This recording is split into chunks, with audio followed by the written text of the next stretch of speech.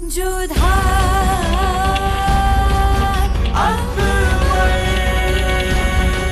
ये धारावाहिक किसी प्रकार की ऐतिहासिकता का दावा नहीं करता। तत्कालीन परिस्थितियों को दर्शाने के लिए आवश्यक और उचित नाटकीय रूपांतर किए गए हैं। ऐतिहासिक रूप से जोधाबाई के स्थान पर हरकाबाई, हीर कुंवर जैसे नाम इतिहास में प्रचलित हैं। ये धारावाहिक किसी भी सामाजिक परंपरा और पारिवारिक संबंधों का ऐतिहासिक दावा नहीं करता है।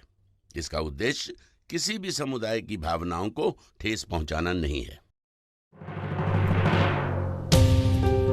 जोधा बेगम कहाँ जा रही है? जोधा बेगम, रुकिए। जोधा बेगम, आप कहाँ जा रही हैं? जोधा बेगम, महामंगा जी से मिलने। आप वहां नहीं जाएंगी। रुकिया बेगम, हमें जाना होगा, शीघ्र लौट आएंगे।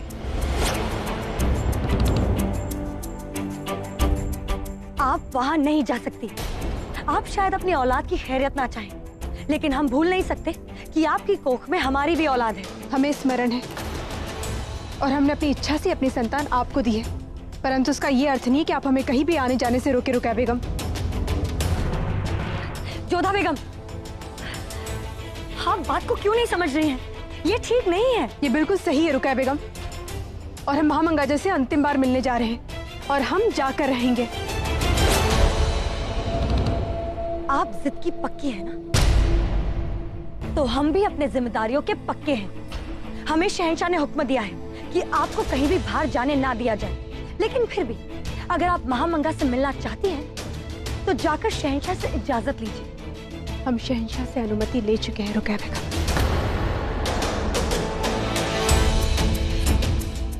अब हम जा सकते हैं।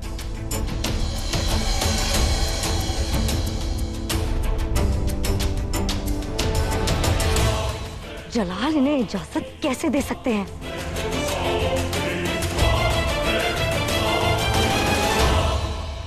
अरे हमारा बच्चा, हमारी शहजादी अपने अब्बा जान के साथ घूमने निकली है। शरीफ साहब आ रहे हैं। हमने उनके ऊपर जूतियां उठाई थी, ना जाने क्या बदला लेंगे।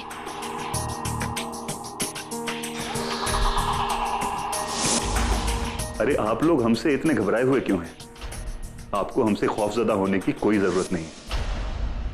आप लोगों ने तो बस शहंशाह के हुक्म की तामील की। इसमें ना तो आपका कोई कसूर है और ना ही शहंशाह का। कसूर है तो सिर्फ हमारा कि हमने बख्शी बानो पर इतना जुल्म किया। वाकई शरफुद्दीन साहब, ये तो खुदा की दी हुई खूबसूरत नेमत है, लेकिन फिर भी आपके सामने आते ही थोड़ी झिझक होती है। उम्मीद करते हैं कि आप उस वाकया को भूल जाएंगे। बेशक, हमारे दिल में आप लोगों के लिए कोई खलिश नहीं है। खुदा हाफिज।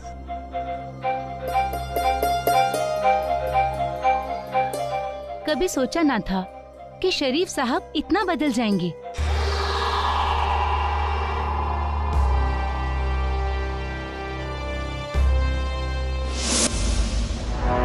शायद ये लोग सच बोल रहे हैं। शरीफुद्दीन बदल गए हैं।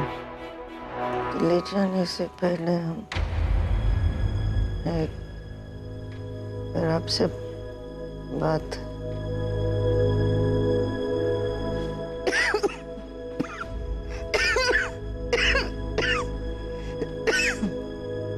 फिराक, क्या फिर क्यों आई हैं आप? हमें क्षमा कर दीजिए महामंगा जी। बेगम जोधा, पता है हमारी अम्मी क्या कहती थी?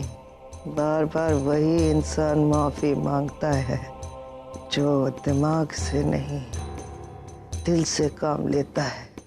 आप इतनी भी चालाक और शातिर दिमाग नहीं है बेगम जोधा कि आप महामंगा को बेवकूफ बना सके। बहुत बहुत भद्दा और घटिया मजाक किया आपने हमारे साथ। हम आपको पीड़ा नहीं पहुंचाना चाहते थे महामंगा जी। हम बस आपको स्वस्थ देखना चाहते थे, और सच कहे तो अभी भी हम यही चाहते हैं कि हम आपके लिए कुछ कर पाए। कुछ करना चाहती है ना आप? कुछ यहाँ पे कुछ करना चाहती हैं आप हमारे लिए? हाँ? हमारे आदम को वापस ले आइए। नहीं कर सकती ना? तो दो बेटे माँ मंगा के, दो बेटे, एक हमारा खून, दूसरा जिसे हमने पाला। लेकिन सारी दुनिया जानती है हमने अपने खून को तवज्जो नहीं दी, जलाल को अहमियत दी। हमने दोनों से मोहब्बत करनी चाहिए, लेकिन हमेशा जलाल को ज्यादा मोहब्बत दी। दोनों ताकत थे हमारे बाजू। ऐसा लगता था जब दोनों को देखते थे कि हम सारी दुनिया जीत जाएंगे। हम एक को शहंशाह बना पाए और दूसरे की परवरिश भी नहीं कर पाए ठीक से, जिसका अंजाम हुआ ये आदम की जलाल से जलन, उनकी गलत सोच, जलाल से नफरत। आदम जलाल जैसे बनना चाहते थे तो हमने आदम की उनका ख्वाब पूरा करने में मदद की। तो क्या गलत किया? हाँ, आपके नजरिए से देखे तो शायद गलत किया, लेकिन एक माँ के नजरिए से देखकर कहिए हमने क्या गलत किया? लेकिन जलाल ने भी हमारी इस कोशिश को गुनाह समझा, और ऐसा गुनाह जो कभी माफ नहीं किया जा सकता। वाह वाह वाह, मदद करना चाहती हैं आप, कुछ करना चाहती हैं। दो बेटे और आज ये माँ मौत के दहलीज पर है, और उसके पास दोनों में से एक भी बेटा था। आपका शौहर जो शहंशाह है, उसको हम तब से जानते हैं जब वो चलना भी नहीं जानता था। हमने सिखाया है उसे चलना। हम तब से उसे जानते हैं जब से वो एक लफ्ज भी नहीं बोल पाता था, सिवाय एक लफ्ज के। बड़ी अम्मी जान, या अल्लाह, सुकून पहुंचता था हमें। खुदा कसम, जब भी हमको जलाल बड़ी अम्मी जान कहकर पुकारते थे, हम समझ जाते थे कि हमारे बच्चे को क्या चाहिए, उन्हें क्या तकलीफ है। आज भी हमें दूर से भी आवाज आ जाना जलाल की बड़ी अम्मी जान, हम यहाँ बैठकर बता सकेंगे कि जलाल क्या कहना चाहते। लेकिन आपको पता है, जिस दिन हमारी एक गलती के लिए जलाल ने हमसे कहा कि आज से आप हमारी बड़ी अम्मी जान नहीं है, उस दिन हमें सबसे बड़ा सदमा लगा। सबसे मनहूस दिन था वो। कुछ नहीं कर सकती आप बेगम जोधा। कुछ करना चाहती हैं आप हमारे लिए तो ठीक है कि आप हमारे बेटे जलाल को हमारे पास ला सकती हैं। याद रखिए, हमने कहा हमारे बेटे जलाल को, हमने ये नहीं कहा कि शहंशाह जलाल को हमारे पास ला सकती।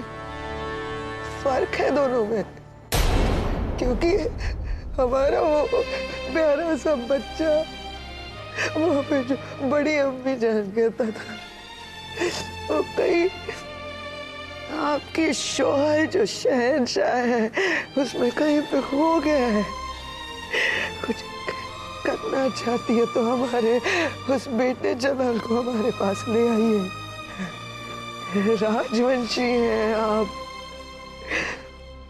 बहुत सुना है हमने राजवंशियों के बारे में कि वो एक बार वादा करते हैं तो अपनी जान देकर भी अपना वादा निभाते।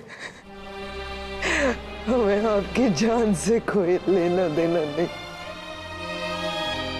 अगर हो सके और वाकई आप कुछ करना चाहती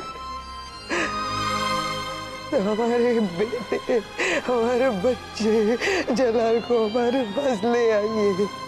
अगर आप कुछ कर सकती है तो हमारे जलाल को कहिए हम यहाँ से रुखसत करने से पहले एक बार बड़ी अम्मी जान बुलाए, बड़ी अम्मी बुलाए।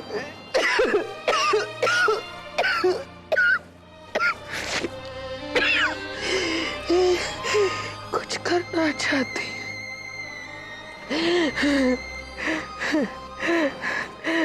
कुछ नहीं कर पाएगी, कोई कुछ नहीं कर पाएगा, कोई जलाल को लेकर नहीं आ पाएगा, जलाल कोई आदम को नहीं ला पाएगा, कोई नहीं आएगा। जलाल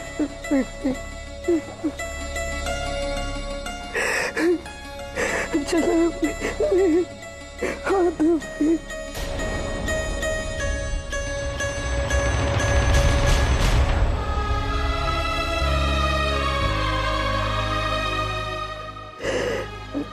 दिल्ली जाने से पहले बड़ी अम्मी जाएगा, हमारा जलाल, बच्चा जलाल।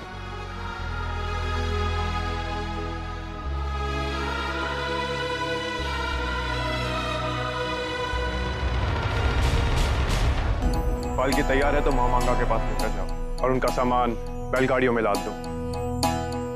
सुरक्षा के लिए टुकड़ी आ गई है।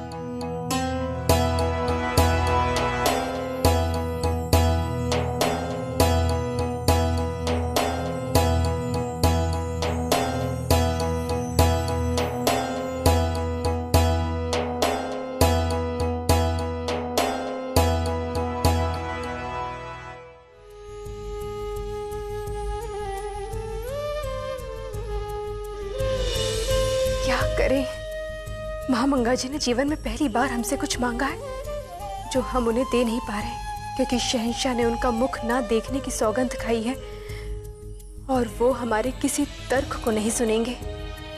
क्या आप जानती हैं जोधा बेगम, हमारी बड़ी अम्मी हमसे बहुत मोहब्बत करती हैं, हमारी हर छोटी छोटी खुशी का ख्याल रखती हैं। हमारे बचपन में हमने जिस भी खिलौने से खेला, जो भी कपड़े पहने, और वो चीज़ जो हमारी यादों से जुड़ी हुई है, यहाँ तक कि उन चीज़ों को जिन्हें हम भूल गए हैं, उन्होंने उन सबको संभाल कर अपने पास रखा हुआ है।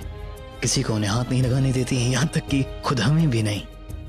माता का हृदय ऐसे ही होता है शहंशाह, न केवल अपनी संतान को बल्कि संतान से जुड़ी स्मृतियों को भी सहज कर रखती है।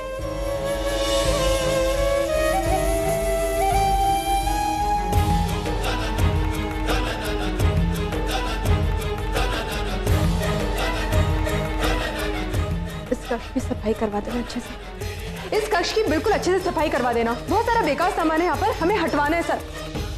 आइए शहंशाह। आपने हमें इस वॉशरूम में क्यों बुलाया है और आप यहाँ सफाई क्यों करवा रही हैं?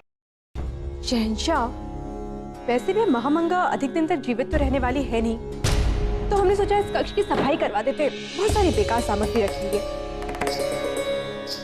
वैसे हमसे विनती कर रही थी वो कि अंतिम बार अपने बेटे का मुख देखना चाहती है। अच्छी तरह जानते हैं हम उनसे मिलना नहीं चाहते हैं। वही तो, हमने तो उनसे साफ कह दिया कि ये बिल्कुल भी संभव नहीं है। और वैसे भी क्यों देखेंगे आप उनका मुख? जिस स्त्री ने आपकी संतानों को श्राप दिया उसका मुख देख भी कैसे सकते हैं आप भला, है ना? देखिए तो कैसे कैसे वस्त्र सहेज के रखे हुए हैं उन्होंने। इसमें क्या है? छी, इतने पुराने वस्त्र रखे हैं। शहंशाह, ये तो वही वस्त्र है ना जो आपने तब पहना था जब महामंगा आपको पेड़ के पीछे से लेकर आई थी? लगता है पूरी तरह से विक्षिप्त हो गई है वो। आपकी छोटी छोटी सामग्री भी इकट्ठी करके रखी हुई है, जैसे कि ये कोई खजाना हो जिसका वर्षों बाद मूल्य बढ़ने वाला हो। पता नहीं क्या वाकई वो आखिरी सांसें गिन रही हैं?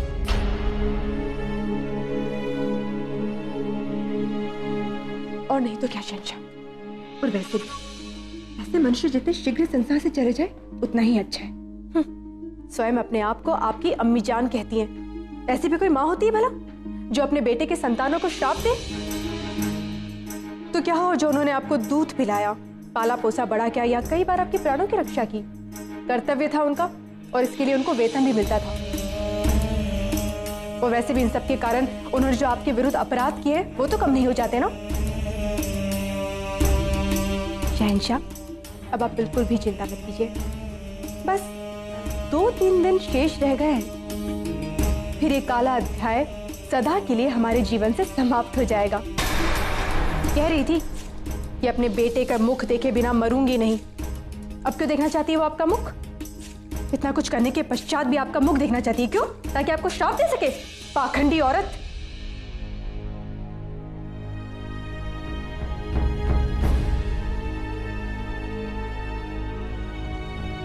शहंशाह, आपकी आंखों में कोई तिनका चला गया है क्या? अच्छा, बहुत धूल है ना यहाँ पर, इस वजह से पानी बह रहा है। दिखाइए।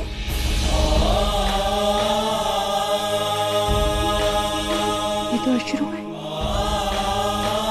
परंतु अश्रु किस लिए? ये तो तभी निकलते हैं ना जब कोई संबंध हो, जब कोई जुड़ाव, कोई हृदय के बहुत पास हो। ये अश्रु नहीं, आपके हृदय की भावनाएं निकलकर बाहर आ रही हैं शहंशाह।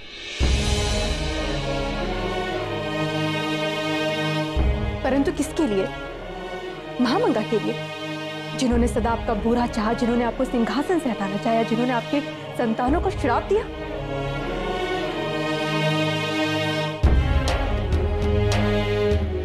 शहंशाह, तुरंत अश्रु पोंछ लीजिए। यदि किसी ने देख लिया तो क्या सोचेंगे? ये शहंशाह दुर्बल हो गए। अब आप महामंगा के दूध पीकर बड़े होने वाले जलाल नहीं है, अब आप शहंशाह हैं। आपको अश्रु शोभा नहीं देती, पोंछ लीजिए इन्हें। और वैसे भी उस दासी की सेवाओं का मूल्य पर्याप्त चुका चुके हैं आप। जोधा बेगम, अब उनके खिलाफ एक लफ्ज नहीं। क्यों शहंशाह, महामंगा जी की बुराई सुनकर बुरा लग रहा है आपको? यदि ऐसा है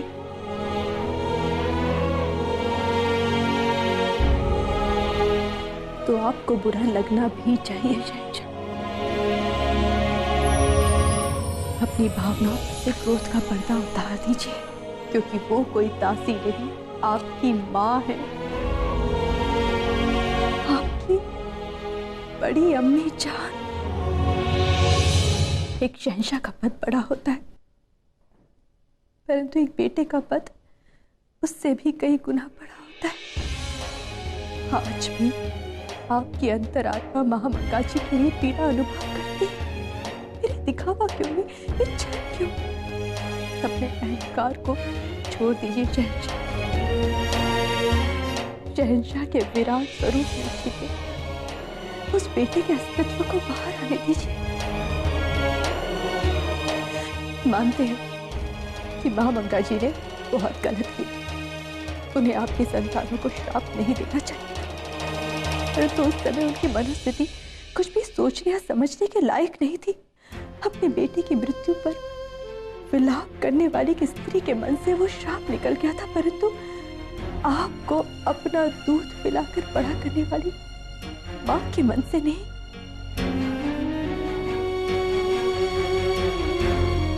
एक राष्ट्रद्रोही के लिए शहंशाह को विलाप नहीं करना चाहिए, परंतु एक बेटा अपनी मां की मृत्यु पर अश्रु बहा सकता है। यदि आपको लगता है कि आपका उनसे कोई संबंध है, कभी भी अपने मन से आपने उन्हें अपनी मां माना है, तो जाकर मिलिए उनसे, एक शहंशाह बनकर, एक अपराधी से नहीं, बल्कि एक बेटा बनकर उस मां से मिलिए जो अपने जीवन के अंतिम श्वास ले रही है। यदि तभी आपको लगता है कि आपको उनसे नहीं मिलना चाहिए, तो फिर आपको अश्रु बहाने का कोई अधिकार नहीं है शहंशाह। मोतीबाई, महामंगा जी की हर सामग्री को इस कक्ष से हटा दो।